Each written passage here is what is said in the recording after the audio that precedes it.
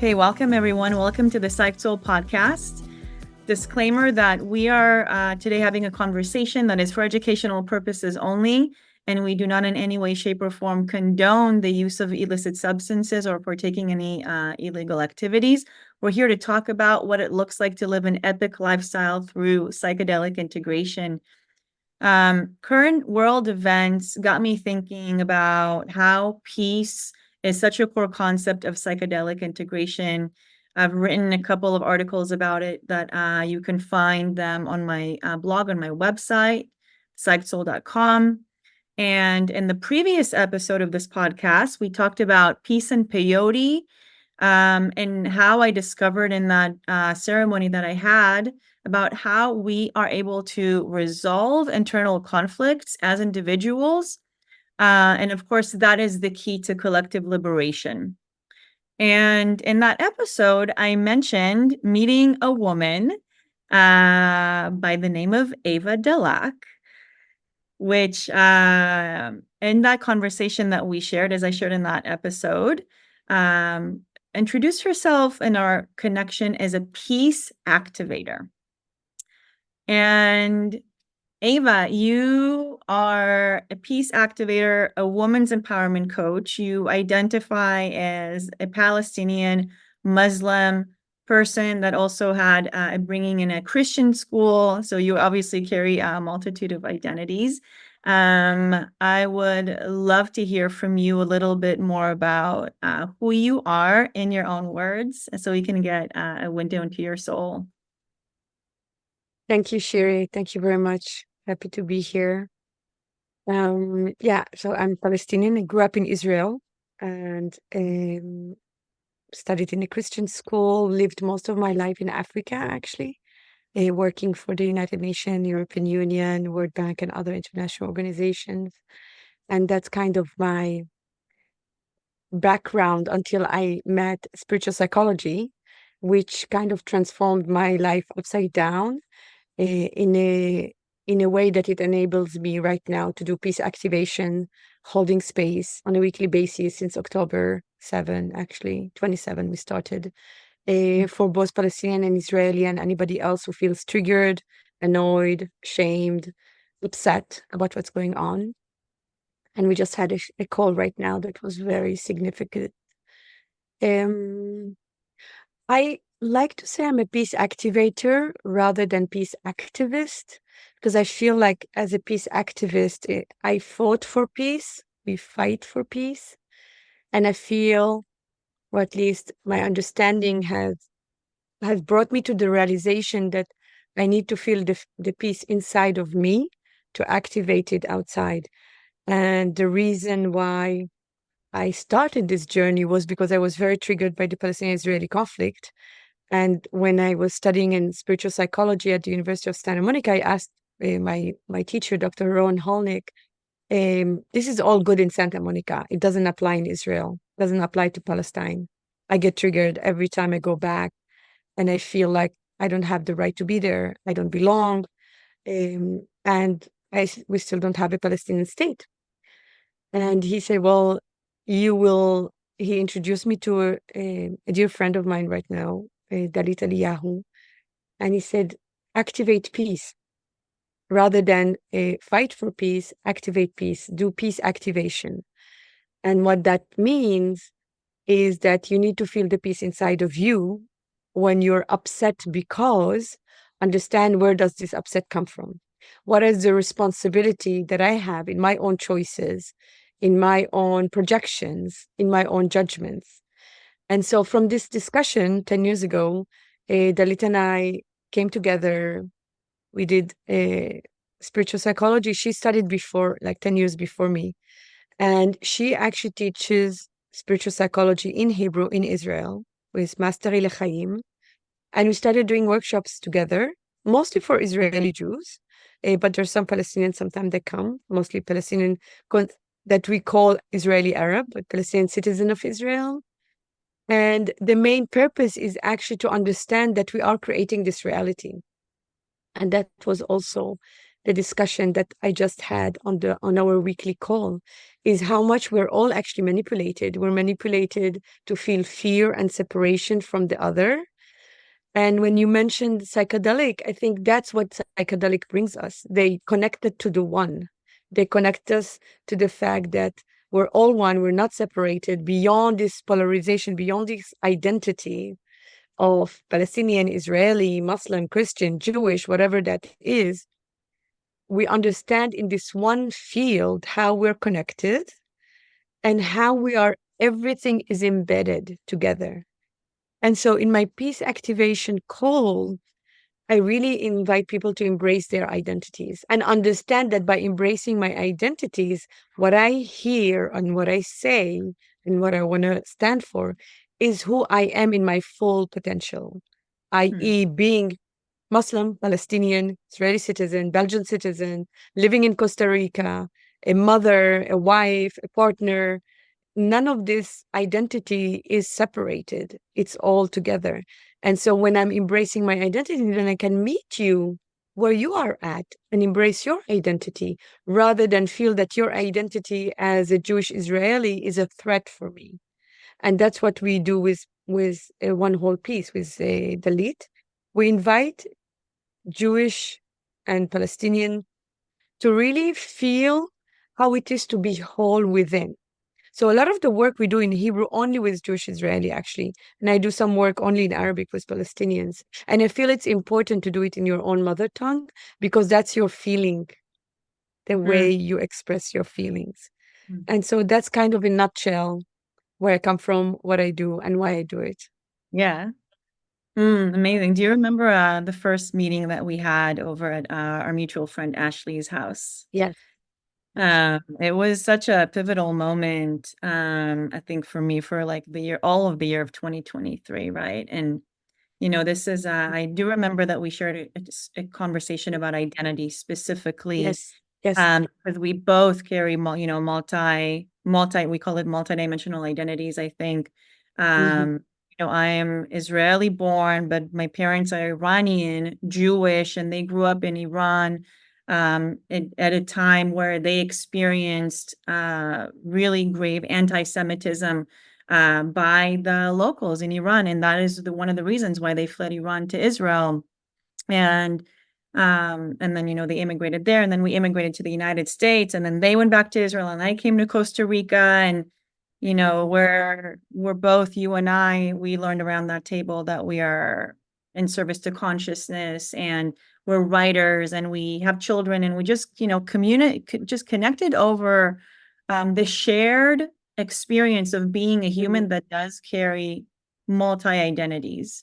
Mm-hmm. Yeah. And I feel like this is where the whole idea of identity is where a lot of people potentially get stuck right now, because the identities is such a core piece of the conflict in the Mm-hmm. land that we were both born in and were raised. Mm-hmm. Um, and so how can we, my question is, how do you feel we can shift the narrative from, basically like uh, feeling that identity is almost more important than it just being an actual tool, because that's what it seems to me like right now. People are holding on to their identities for dear life, that they've pedestaled it to be even more precious than life in itself. That's kind of what I'm sensing. I'd love to get your opinion on that. Thank you. That's an interesting question, because I feel like I struggled with my identity, with my Palestinian identity. I've never really, put it forward. I've always looked to have this multiple identity. I'm citoyen du monde. I'm like citizen of the world. I don't want to be stuck and constricted in one identity. And since October 7th, I have been claiming my Palestinianhood.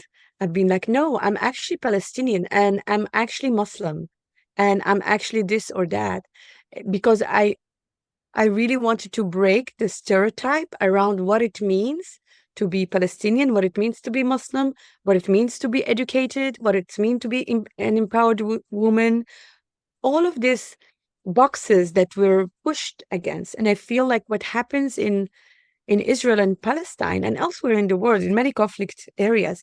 I mean, the first, like I can give you a recipe for conflict is basically you fear the other, you name the other as your enemy, you dehumanize it so that you can kill it, and then justify this killing so that it seems that it's you are protecting yourself.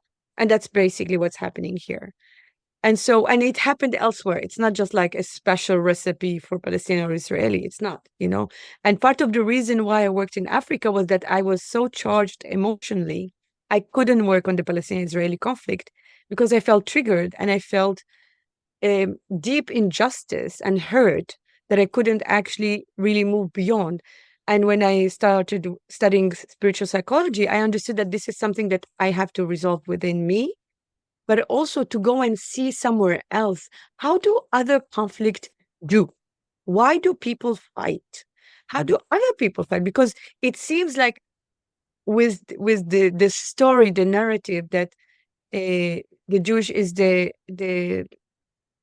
selected people, and there's a victim consciousness around Palestine, Israel. Like right now, what I feel we witness is a competition of suffering. Who's suffering more? Is it the Israeli on the 7th of October or the Palestinian that since the 7th of October have been dying every day? There's an inability to see what's happening in the present because of the wounds of the past that remained open. And Yeah. because the wounds of the past remained open, we can reenact them every day. And that's what Israel was built on. And that's what's happening also right now. And when we met, I heard your pain. And every time I hear a Jewish friend, I hear them. I hear them in their pain. As Palestinian, we're witnessing our family dying, our friends dying. Nobody's intervening. Versus for the Israeli, their impression is like, actually, the whole world is against us. What are you talking about? So we need to defend ourselves. So it's really two narratives of victimhood that are not on the same level, but that are competing for attention. And for me, when we are taking psychedelic or when we are in a space of consciousness, we are in a space where we see the oneness of all and not the separation. And so I didn't come to peace activation through psychedelic. I don't take psychedelic. I've taken some in the past, but what I came here, what I learned when I did take it is just this sense of oneness, this sense of consciousness that elevates us beyond these small stories. And in the integration that I have done is with spiritual psychology, is really to understand that we are soul, spiritual being having a human experience, and we actually chose this human experience. I chose to be Palestinian. You chose to be Israeli Jewish or born in, like, you know, whatever way you want to define yourself. We actually chose it. From that standpoint that we chose it, why did we choose it? We chose it to elevate consciousness. At least I feel like that's why I chose to be Palestinian right now. And when I speak with Dalit, my partner, that's why she chose to be Israeli Jewish, so that we can both elevate in consciousness and provide an example of what it might be. Because we don't need to be constricted. There's many, many Palestinian, many Israelis, many Jewish that actually see things the same way. But the narrative of victimization, the narrative of isolation, you know, the narrative of fear, the fear of the other, that the other want to throw us to the sea, or the other, like when I did a video, like just by me saying I'm Palestinian, it triggered some Israeli Jewish friend. He's like, how can you be Palestinian? I thought you're my friend. And now, like, that's so interesting. I am your friend and I'm Palestinian.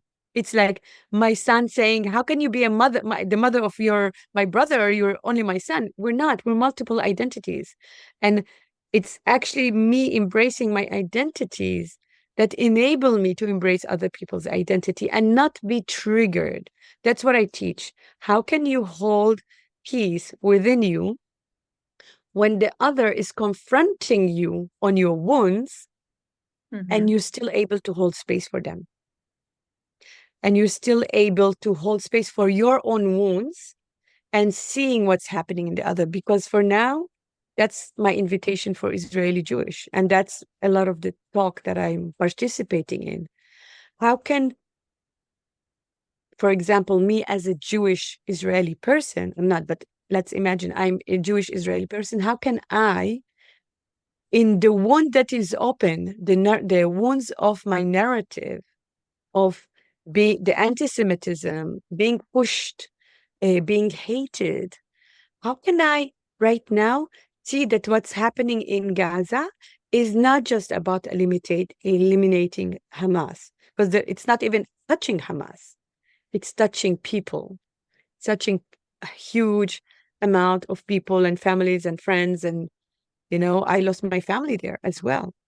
Mhm. So how can I still have space inside of me because of the peace activation that I'm able to stand with these people and say this narrative is maybe valid or was valid before. It doesn't deny the Nakba. It doesn't deny what's happening right now. It's not either or. And I feel that's what we're invited to, understanding the paradox. And it's not by you standing with the Jewish people doesn't mean that you're not standing with me. Me standing with Palestinian doesn't mean that I'm not standing with you. We can actually stand for both. We can stand in a field, and that was my invitation from the start on the 7th of October. Out there between right doing and wrongdoing, there's a field. I'll meet you there. And it's the field of Rumi, Mhm. Farsi. And so this field is available for everybody. This field doesn't have an identity on it. This field is the field of love that is an invitation to move beyond fear. And that's what we need right now because we're paralyzed by fear. We're paralyzed by the Palestinians are paralyzed and most of them are being killed. And Israeli are paralyzed by all the narrative that this is coming to them. They're coming to exterminate them. But in the meantime, even they, I want to retract it because it's not they versus us. There's certain people within the Israeli society that are right now in government that are not representative of the Jewish Israeli people, or at least not all of them, just like Hamas is not representing, definitely not representing me and not representing many of my friends, yet they are representing a section of people. And so do we want to be ruled by the fear that these two sections are inviting us? Or do we want to create a different narrative, a different future? I don't want to be in a future where I feel hatred inside of me. I want to be in a future where I feel love. And that's part of the reason why I'm in Costa Rica. And there's a lot of Israeli Jewish people in Costa Rica, And so it's also begets the question of like, okay, if all the good people, between brackets, all the people that are conscious are leaving this holy land, what is left? And I often ask my friends, the Jewish and the Palestinian, like, we have responsibility to come back, to go and propose a different alternative, Mhm. Yeah, thank you. There are a few things that you touched on specifically that again, I'm like going back to our initial conversation around that round table at Ashley's house. And you mentioned in this call as well, which is the victim consciousness. And that was definitely something that I remember was very activating to me when we discussed it initially. And, I feel like both sides, as you say, there is a competition right now about who is the greater victim. And as as someone that doesn't live in Israel or Palestine, I feel like myself, people like you, we have obviously a different vantage point, a different type of privilege to and perspective to be able to look at the situation and name things that maybe while we're in there, if had we been there, would be very difficult to name because we would be steeped in a different type of narrative and Yeah. discourse.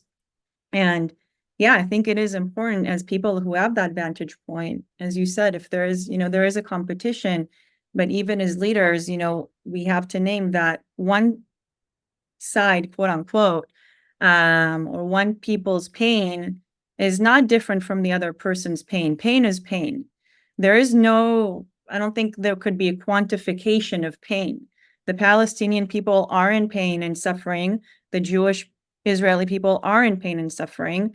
I feel like because of the stories that we carry and the codes we carry, the wounds we carry, it can be easier to identify with the codes that we have within our culture more so than the codes that we don't. The thing is, when you hear Israeli Jewish people that live actually in Israel, you hear a different discourse depending on where you are. There's a lot of initiative of Jewish and Palestinian together, trying to imagine how would it be to live together? Can we live together? And how would it look like? And I think it's really, and people for people that are outside, that are manifesting for Gaza or manifesting for Palestinian or manifesting for Jews, there's a discourse that is dismantled because we're taking just one sentence and making it a slogan without understanding how it might impact the other side. I can understand how it might impact a Jewish Israeli or Jewish in general, because Israel is like the last stage of safety. Israel was born to ensure safety for all Jewish people. And it's around this concept, this idea of Herzl, of Zionism. Zionism was built on that. At the same time, if we take that in the context of where it comes from, if you take socialism, capitalism, Zionism, colonial project, it's all the same of separation of we're going to create utopia.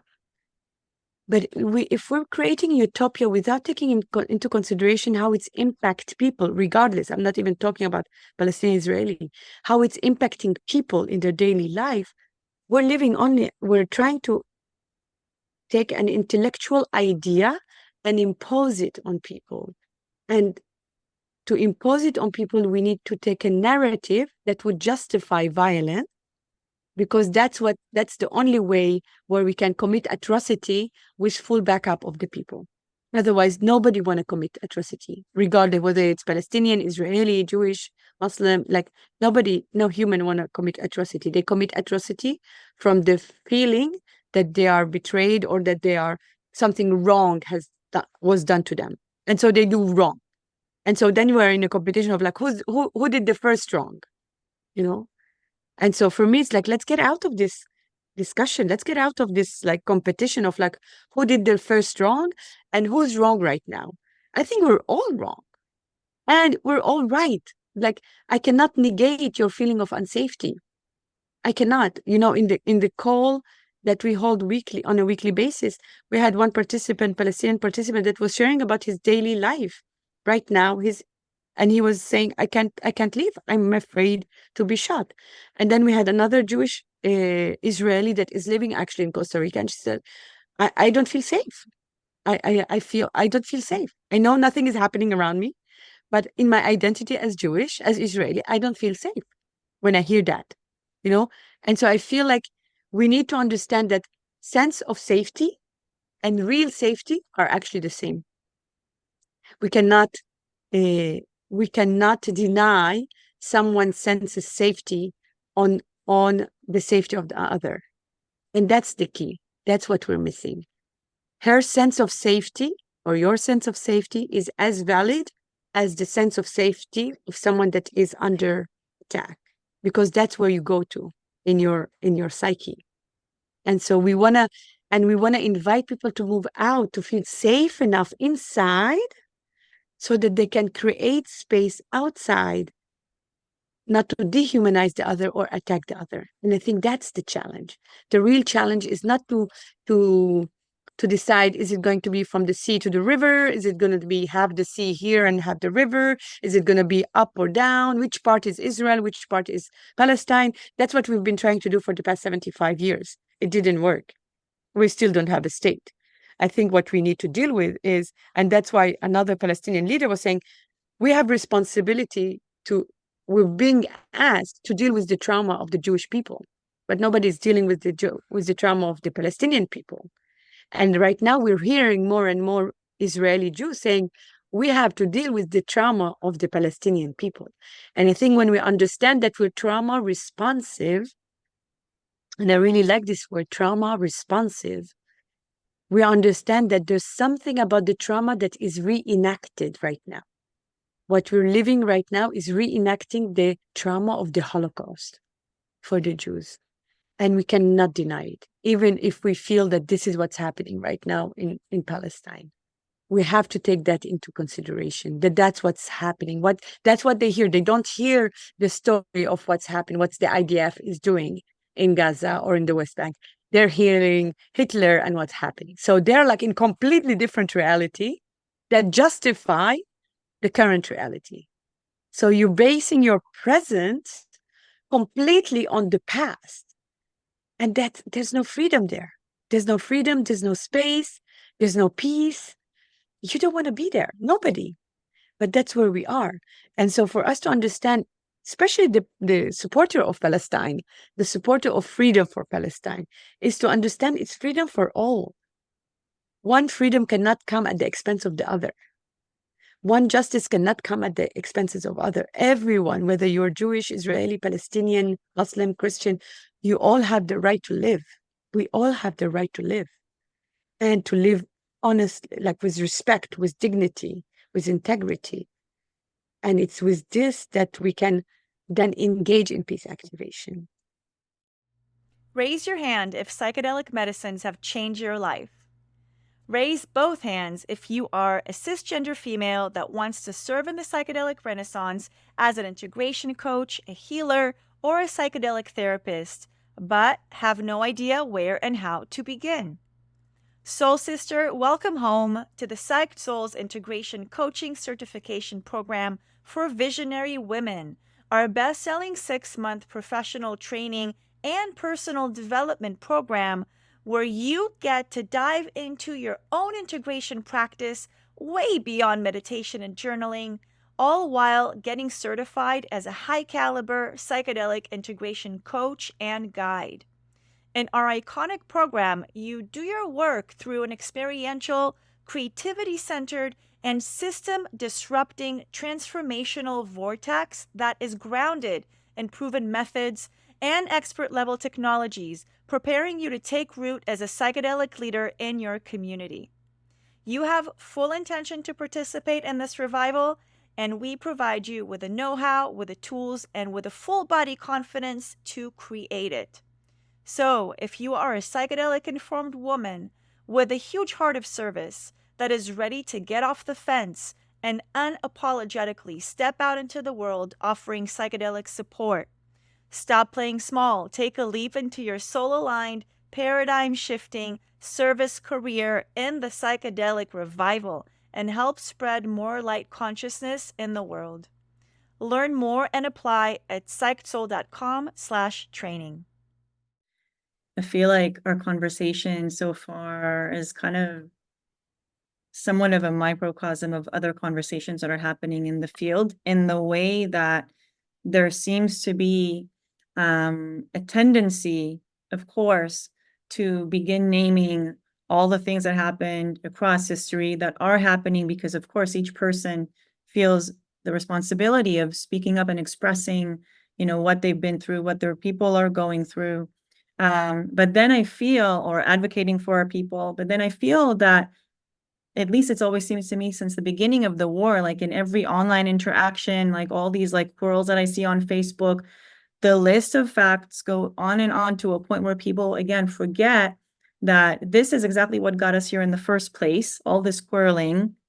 There's thousands of years of history and trauma that are at play here right now, and not just for the Palestinians, not just for the Israelis, but also for the whole world. Like you spoke about trauma response, I think the entire world right now is being activated because of global collective trauma patterns that this conflict is signifying. So every time I'm, I see like the pull to, okay, let's list the facts because we want things to be straight. I'm like, well, we can do this until the end of time and there's still not going to be like, right side. So how about can we find a way to agree on maybe even it's the fact that we may never, ever, ever get to the bottom of this, right? Who is right, quote unquote, or who is wrong, quote unquote.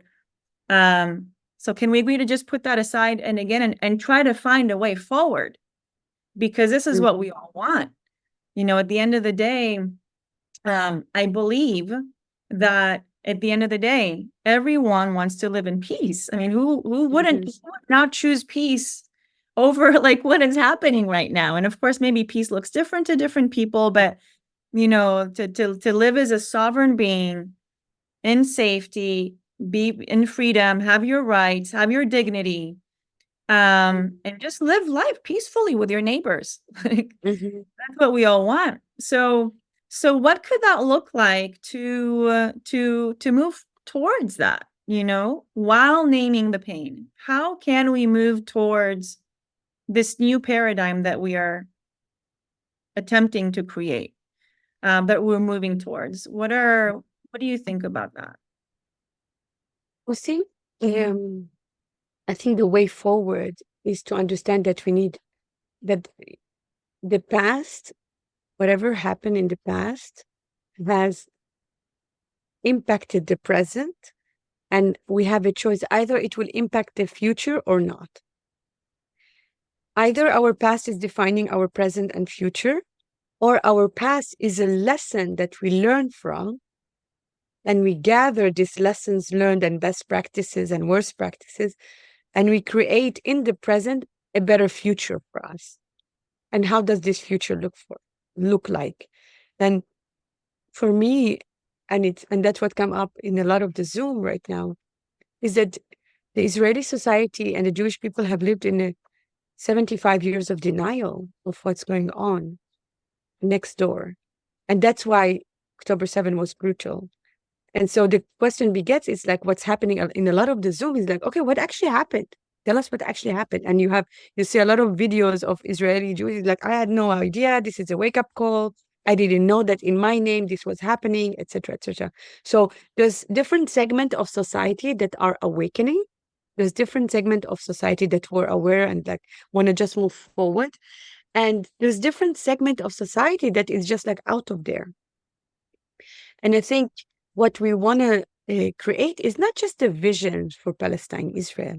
I think what we're being called for is a vision for the world. Which world do we want to live in right now? And that's why many people are riding the wave of Gaza, I call it. People are riding the wave of Gaza because they're done with their own system, the fact that they are manipulated, the fact that we are in a matrix system where things are out of our control and we don't know how to get it back. And so we are creating in Costa Rica as well. There's many like patches of community that want to live outside of the system, self-sustainable, off the grid. I mean, I'm part of that, movement. At the same time, I'm like, how much is it to get out of the system and create a parallel system, or work within the system to make changes inside? And I think, again, it's not either or. I think it's both. I think what we have here in Costa Rica is creating an alternative model of how it could be, how we could live together in harmony, not only with each other, but also with nature, with the animals. How is it that we can live in a way that is not abusive, not to the nature, but also not to the human or to the animal? How can we live in respect of ourselves and others? And then within that, we have the system that I think it's crumbling, even if it doesn't look like that. It is definitely crumbling, because the manifestation is not just like from the river to the sea, Palestine will be free. It's actually the slogan is the world. The world is going to be free, because nobody is free until everybody is free, and everybody will be free. Everybody, mixed identities, when they understand that they have the choice to be manipulated or not. They have the choice to choose no side. You have the choice of choosing no side. You have the choice to choose the field of love where you can all meet and create something completely different, keeping what was good in this system. There are certain structures that are good, the system principles that are good. Everything is crumbling because right now we're seeing is like, it doesn't work. Human right, it doesn't work. This UN system, it doesn't work. This European Union system doesn't work. And for me, I've worked in this type of I've worked in these organizations, and I see why it doesn't work. Because once a person is within a structure, there's this illusion that I don't have to take responsibility anymore. It Yeah. happened somewhere. So the structure is responsible. The state of Israel is responsible. The Palestinian Authority is. So where's the individual? For me, the only way forward is through individual action, individual responsibility, in small things and big things. But it's like the choice that I'm going to make in terms of how I'm going to speak, what I'm going to write, what thing I'm going to like, what thing I'm going to post, because the war is also in the Instagram, the Facebook, the social media, the TikTok. So that's where it's ravaging disaster, because people feel not accountable. They're like, oh, I can post anything I want. But where's your responsibility? When I speak, when you speak, do you want to increase more connection or more separation? I think that's the way forward. The way forward is for each individual to take responsibility for daily choices on how am I moving forward when I am triggered. Right now, I'm triggered. What do I do with this trigger? Do I spill it over the other person? Or do I contain myself and take care of the parts in me that are feeling triggered, that are feeling wounded, that are feeling disrespected, not taken into account? And it's like constant. I'm sure I triggered you several times in this conversation because of what I say. So what? You can take responsibility for that. Same for me. Maybe in the way that you ask me question, I might be triggered. So what? How can I still take responsibility for my trigger? And so we're still able to level up our discussion on a conscious level. I was in so many disagreement with Dalit, my partner. And the beauty of our friendship and love is that we could sit in this disagreement and say, no, I don't agree with you. And she's like, no, you cannot say that. You know, both of us disagreeing completely. Yet, because of the love that we have for each other, we were able to sit in this disagreement. And so when I would post something or when she would post something, it's like, what do we think? I think of her, she thinks of me. How would Eva react? How would Dalit react? So then it actually keeps you in check, because I feel what's happened on social media, people are not in check. They just like don't care. The amount of hate messages that I see going there is just like, wow. And soi-disant protecting or representing Palestinian, I don't feel represented in that. I don't want to promote hatred. I want my freedom. I want my state, but I don't want hatred, you know? And I think also same for Israeli Jewish. They don't want hatred. Nobody wants hatred. But we are being used and manipulated, and we're, I just spoke with a friend of mine who is writing an amazing book on like how to control people. How do you create fight? How do you create conflict?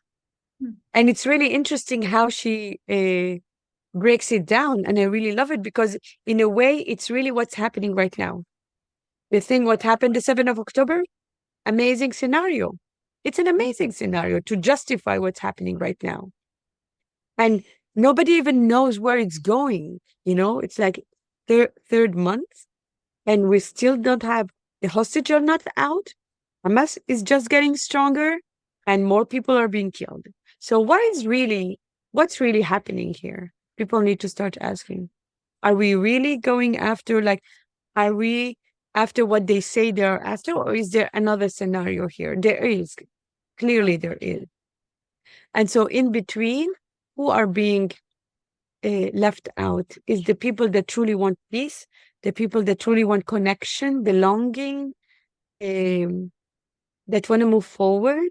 These are the hostage, and we're being hostage of manipulation, control, drama, victimization. And so my responsibility is to step out of drama, to step out of the victimization, to step out of the narrative and define my own narrative. How do I want to see myself and my story?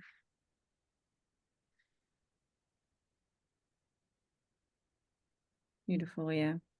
And this is, when you mentioned which side do we choose? We choose no side. This is exactly one of the phrases that I wrote in my article, Peace and Peyote, is we do need to choose a side. We choose a side of peace. There has to be a place where we can all connect. And like you said, we'll meet each other there. And yeah, it is, I have to say, like, I found myself like extremely triggered by this conversation so far. I felt like it took a turn that I wasn't anticipating. And again, going into the facts, right? Which this is where personally I always keep getting, I find the conversation gets stuck on. And I am interested in yeah, finding the ways that each of us can take responsibility, so we can shift the narrative. But I don't think that, the conversations for healing per se have to happen with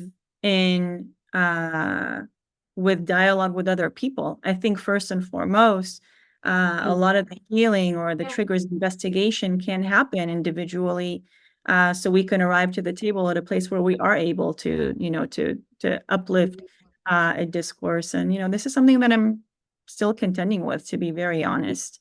For And this it's reason, okay.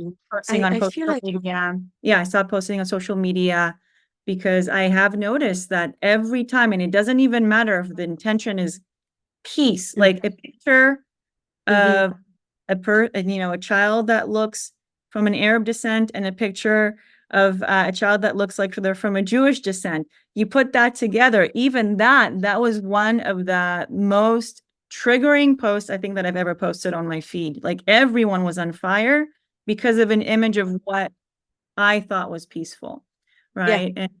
And yeah, you just don't know like what impact any move that you make, any picture, any sentence, any word can have on the collective. And Mm.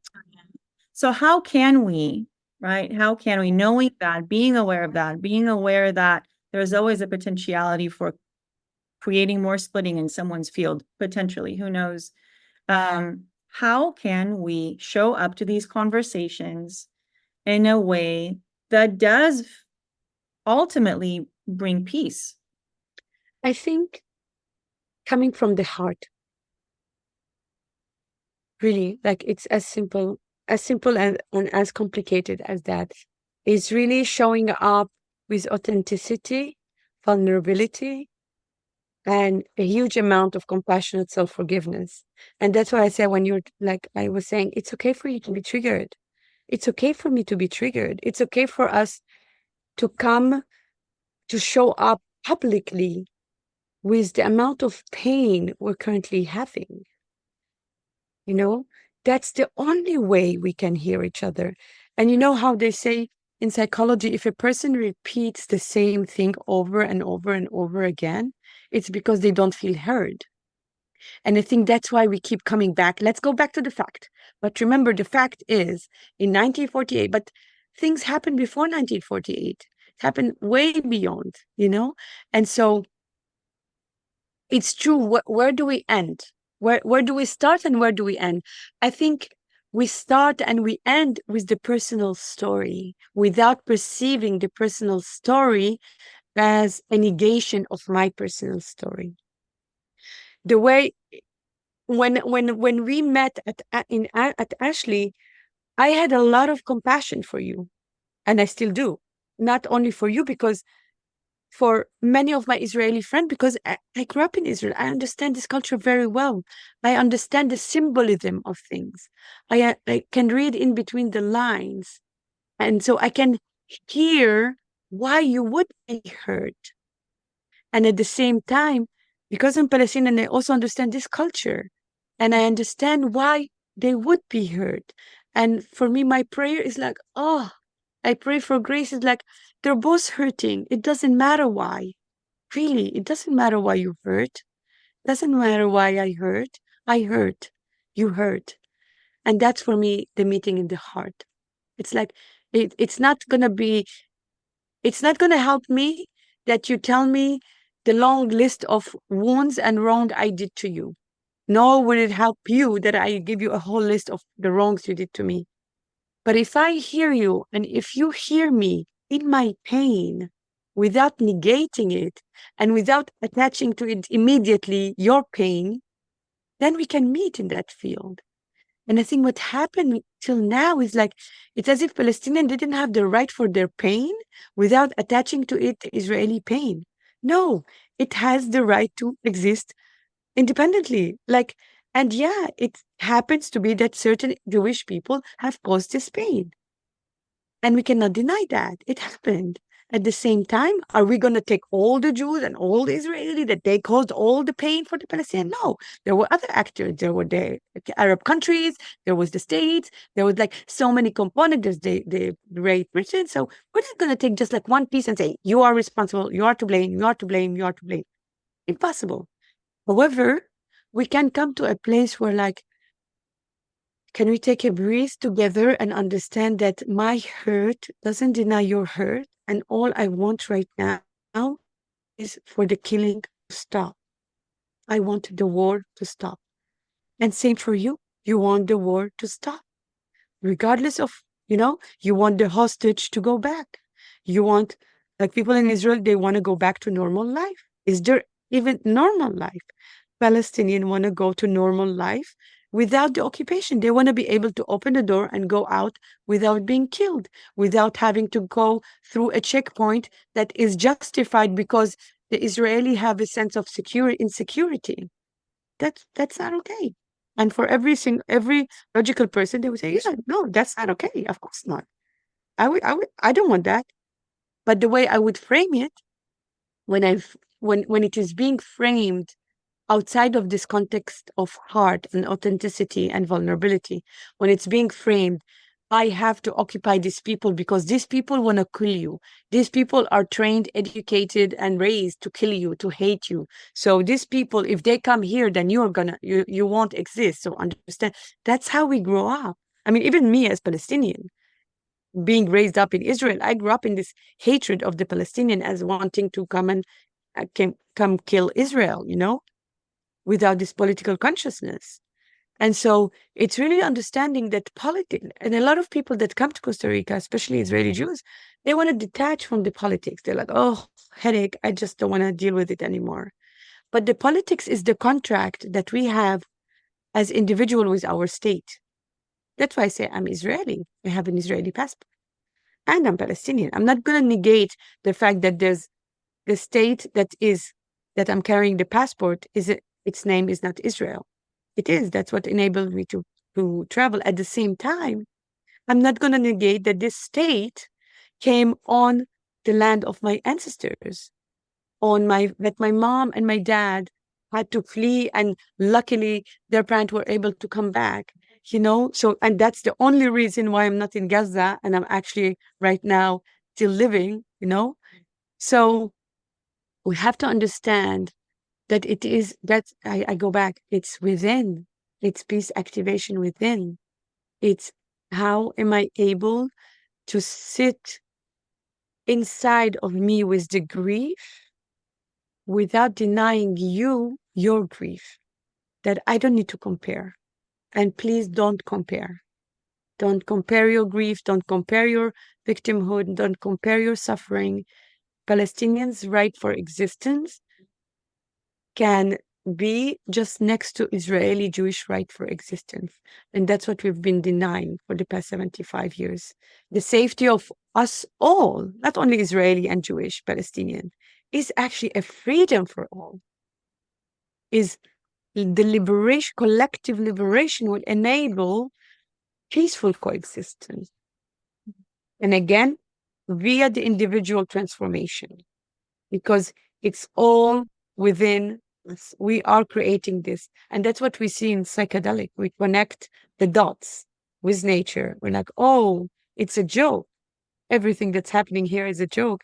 And we're just so attached to our identity. We're so attached to our narrative and to our story. But when we step out, we're like, well, no need, really. It's like an oak tree that tell to a bamboo, oh, look at you, you're so thin, and I'm stronger than you. You don't have this type of conversation in nature. Everybody coexists with all their differences.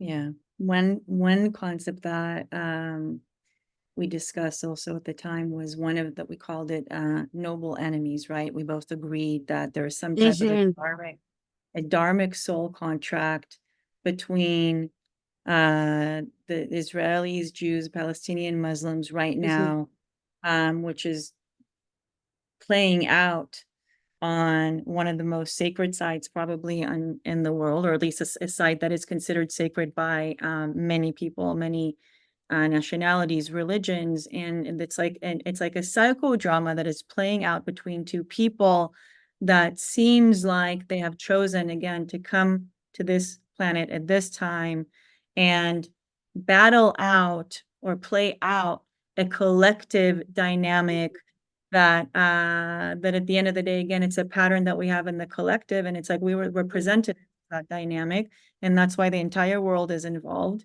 And everyone is like looking to the land right now to see how we're going to figure this out, because once we do, we're literally going to create, or right now is being created, a new type of sacred geometry in the collective field, and everyone is looking forward to that day.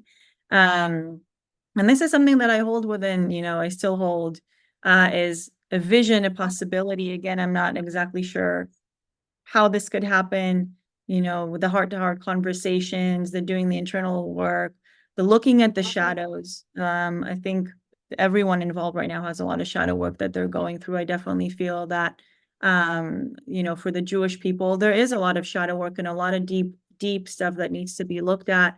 And we have some work ahead of us, and I'm not sure how long it's going to take. Maybe generations, who knows if this will ever get cleared out, but I'm hopeful that eventually we will come to a place where we can create that, when we can come to integration. I share that vision, actually. I do. When we met, I said, yeah, from the start, I said Palestinian and Israeli are noble enemies. Noble because it requires a quite level of, I think, I want to say consciousness, and to be willing to come back and play that level of unconsciousness, you know? I mean, for the Jewish people to go through the Holocaust and from that story to come victorious to create a state of Israel, and for the Palestinian to go through like as part of the Arab collective, to come out as take the place of the victim, be under occupation and no freedom. And now everybody riding the wave of the Palestinian free Palestine, but what they want to call is free us. Everybody wants to free themselves, freedom in all these different places. And so for me, it is being played out on the most sacred side because it was a choice where the whole of humanity has to witness what's happening. Because I don't think that the solution would come from them meaning Israelis and Palestinians that are right now fighting. The solution actually has to come out from the outside. And I don't know if I shared this vision with you when we met, but what I see or what I saw is really the amount of light that is right now on the sacred side, where Costa Rica, the Dome of the Rock, and all these holy places. There's huge amount of light there that is being pushed down by darkness. Our light, the light outside, has to be as high as the light that is being pushed down for it to crash the darkness. So the solution is not what Palestinian and Israeli agreed to do, is to fight. Their role is actually to fight. Our role, those of us who are outside, who are working on ourselves, who are doing this consciousness work, our role is to shine the light on this place rather than fight each other and do hateful comments. And, it's when we will be able outside of this place to shine the light, all of us around the world, shine the light on the Dome of the Rock, on these places, on these holy sites, then the light from down and the light from outside would be able to crash the darkness. And this we can only do it together. We cannot do it as Palestinian. We cannot do it as Israelis. We cannot do it, separate. We have to do it as united. And that's why it's the community. This is the community that we're looking for. We're looking to bring this unity away from the duality, to move out of the duality. Because just like in psychology, how do we move out of the duality, the binary, the opposition, is when we have a third part. This third part, this observer. And right now, the observer, the international community, is really failing big time. And so that's where the awakening need to come. The awakening need to come that it's not pro-Palestine or pro-Israel. It's pro-life. It's Pro peace. pro-heart. It's Exactly. pro-peace. It's Pro-life. pro-justice. It's pro-freedom. It's pro-everything that we want to have in our inner world so that it can be activated in the outer world. This feels like a great time to bring the episode to a close with that particular message. Because usually I have, my last conclusion is, well, what's your message to the world? But it feels like this is literally it. We have to be pro-life, pro-peace, pro-integration, pro-unity. Yes. Tell us about how listeners can find you and about your offering that you want to share with them. Sure, easy. My name, Eva Dalak, EVADALAK.me. I offer different packages of coaching, and I'm happy to offer a free Embrace Your Identity call for your listeners, and $100 a code, $100 discount with the code Sacred Soul for people that would buy any of the package with your code. Awesome. Thank you. And we're going to have all the links to Eva's socials and how you can connect with her and all the beautiful gifts that she's bestowing on you in the show notes. So feel free to to connect with Eva on that. And also don't forget to listen to the previous episode, which I feel like is a prequel to this particular episode. I want to thank you so much, Eva, for being a peace activator. Literally, I feel like in the conversations that you guide or you participate, you are alchemizing a type of vortex, and I'm so grateful to swirl in this vortex with you. I look forward to more dialogues, and I do look forward to finding peace and forgiveness and beauty and reuniting in the shared human journey that we all share at the end of the day, and that we will find the way together. We will. I hope you enjoyed our episode, and remember, it's not the psychedelic, it's the integration.